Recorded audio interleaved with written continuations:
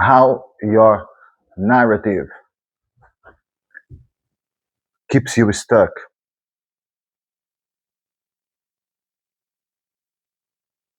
This is the question of the day. If you think about that,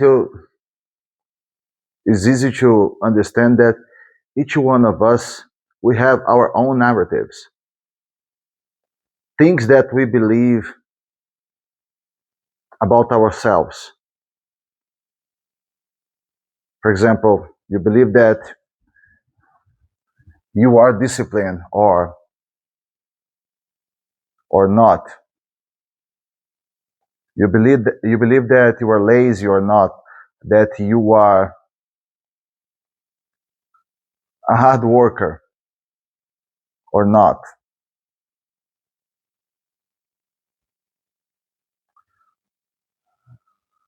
But how much these descriptions define us? How much this is actually true? How much this is our identity?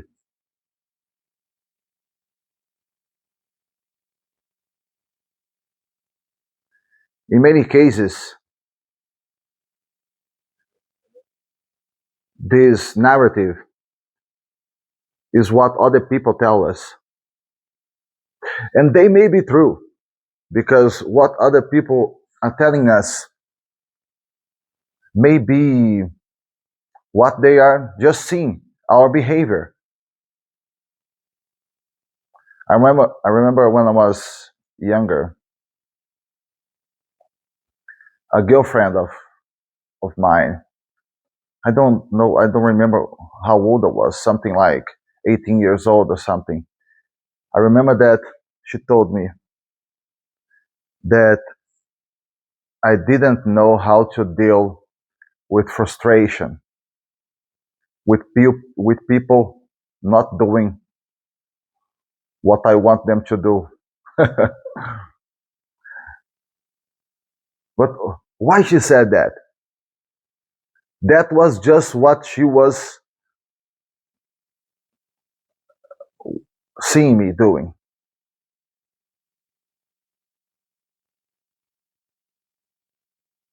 I maybe I could take this as something to change. Maybe I could recognize the reality of what she was telling me. At that moment, as I was 18 years old, what I did was the opposite. I was angry. I was angry with her.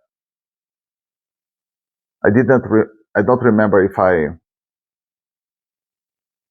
I tell her something or not, but I just remember that anything that someone tells me that make me think that I was weak in a certain way, I wouldn't like it. But maybe that was true. And another thing that we need to think about here is this: why I am communicating this image to the people, to to my to my relatives, to my girlfriend, to my parents. Maybe it's something that I need to change. But the thing is this: all of that may be reality. People may see something that is real in you. The problem is not the narrative. The problem is not what people are telling you. The problem is not what you think that you are. Because you may think a lot of things about yourself that are true. The problem is this: is when this become your identity. Because once this become your identity, it is going to stop you from doing what you want or what you believe that is the best for you. For example, let's say that I want to start to train. All right. But if in my identity I believe that I am lazy, that I am not disciplined, then it's going to be much more difficult for me to start. You know, something that I've been dealing with recently is pain in my stomach. And at first it was difficult for me to understand the problem, what was causing the problem. And what I think that happened is this. Think about that. How our identity is something that we need to really to understand. I divorced 6 years ago. Not six yet, almost six. All right. Then I suffer a lot. That's normal. I pass through the process, everything. And I believe that during that process, I start to snack a lot during the day, develop bad eating habits. All right. And these habits, they just start to be part of my identity, of the way that I behave generally. It was difficult for me to feel an empty stomach. I'm talking about something very physical here because I really believe that this is important. So let's think about this. So recently, let's say 1 month ago, I was really in pain, feeling pain in the stomach, and I went to the doctor because I developed reflux because of that. I developed reflux because of that, and I went to the doctor and I talked to him. I told him, Doctor, I'm going to do whatever it takes to resolve this problem. If I need to do surgery, to have surgery, I'm going to have surgery. But as the doctor is someone very experienced, he told me, oh, I don't believe that your case is a case for surgery. So he asked me to do a lot of exams, including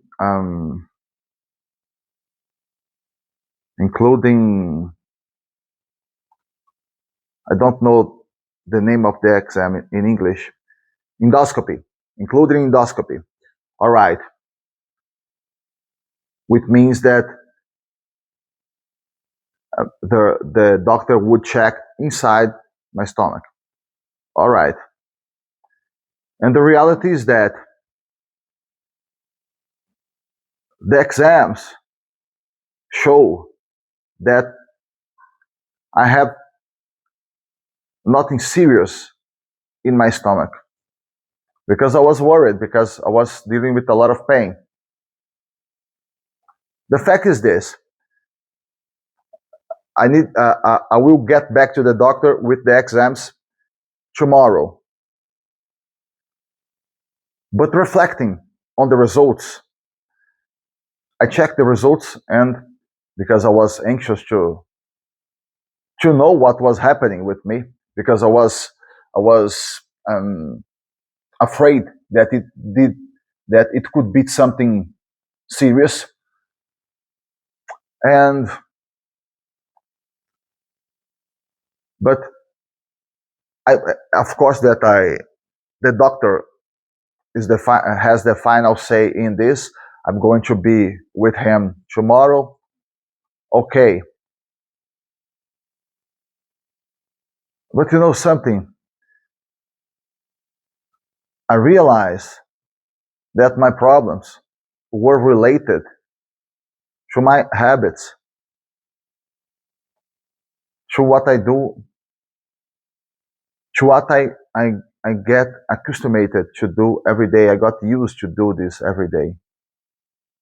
And this is really part of what I do every day, the way that I was. And I'm trying to, as soon as I get the results and I start to reflect on this more calmly, I start to change my habits. Most important thing that I'm trying to do is just to have 3 meals a day, no snacking at all. And I'm feeling much better right now. But you know, I was eating in the worst way possible, snacking a lot throughout the day. And for me, this was just the way that I was. But with the pain, because the pain is something very real that happens, that you can't deny what is happening. Think about that. If I discover that I had something serious, then I have something serious, I have to deal with that. But as I discover that I have nothing serious, what happens is this. I need to deal with is causing the problem, with are my habits. So this idea is very powerful when you really understand this. One thing is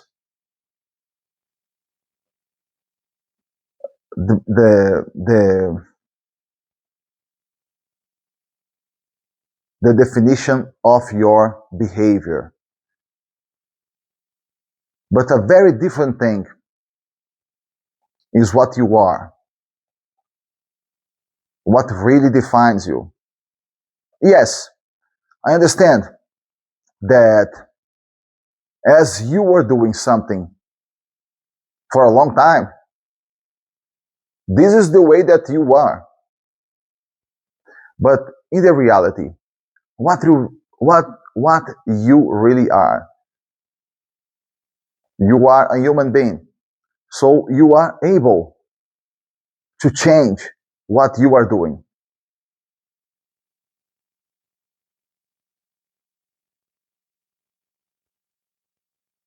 You are able to do different. Another idea about this is this. Maybe the narrative that you have about yourself is hiding a comfortable definition of you. Let's get back to the example of the training. If you think, oh, I'm not trained because this is just the way that I am, it's very comfortable. You don't need to change. You don't need to do something.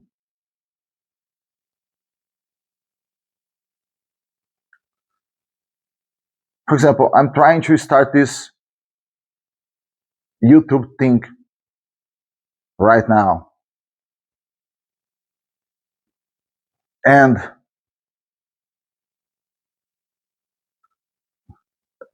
most of my life, what I was doing was different from this, very different. And it's much more comfortable for me to do that. For me, to be talking in front of the camera right now is something very strange that I'm trying to get used to. So, I have a comfortable narrative about myself. Oh, I am a builder. This is what I do. I like to train. I like to do things.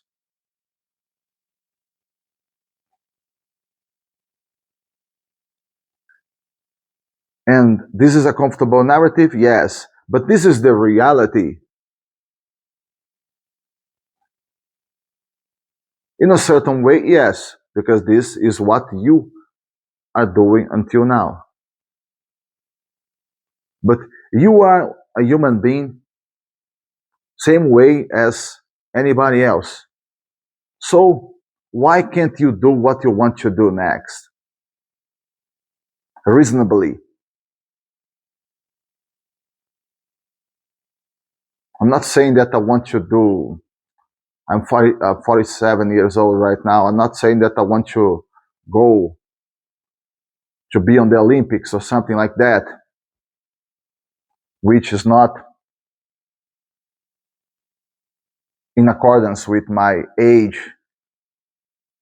You know, I'm doing about something reasonable, like what I'm doing right now here, filming this video, something that is uncomfortable for me, but I would like to do, and I'm getting in touch with another part of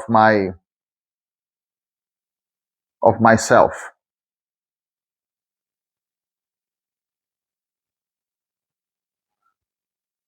So these are the two ideas.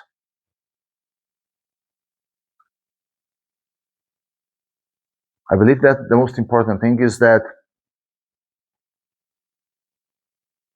I don't believe in letting people define us, because in reality,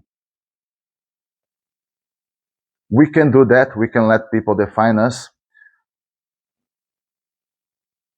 But the most dangerous thing, the most dangerous part is the definition that we have about ourselves.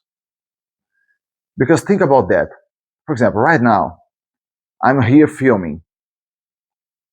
Nobody, people can define me in the way that they want, but nobody is here with me, stopping me from filming.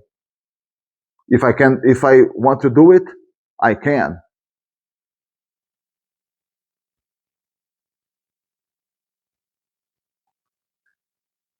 Yeah, we really need to think about this very seriously. All right, my friends, this is all that I have for you today. Thank you all for tuning in, and I see you in the next video.